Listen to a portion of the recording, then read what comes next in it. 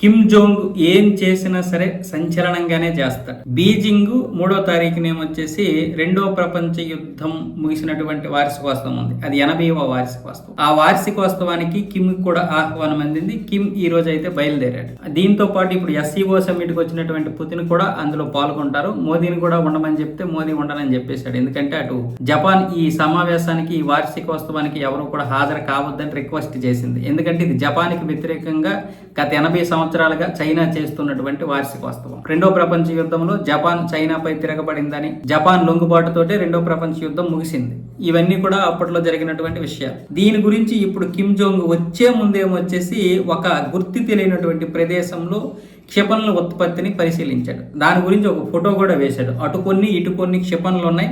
మధ్యలో యూనిఫామ్ వేసుకున్నటువంటి అధికారులు ఉన్నారు. ఆ ఫోటో ఇప్పుడు విడుదల చేశాడు. చైనా వచ్చే ముందే ఎందుకు ఇలా చేశాడు అన్నది చాలా మందికి తెలియనటువంటి విషయం. నిజానికి ఇదంతా కూడా ఒక పక్క ప్లాన్ ప్రకారం చేస్తారు. ఎవడైనా సరే మా జోలికి రావద్దు, మా దగ్గర క్షిపణులు ఉన్నాయని. ముఖ్యంగా కిమ్ ఎక్కడికైనా బయటికి వెళ్ళేటప్పుడు ఇలాంటివైతే ప్లాన్ చేస్తూ ఉంటాడు. అయితే ఎక్కడికి వెళ్ళినా కూడా తన యొక్క ట్రైన్లోనే వెళ్తాడు తప్ప పెద్దగా ఫ్లైట్ అయితే ఎక్కడు కిమ్ జోంగ్.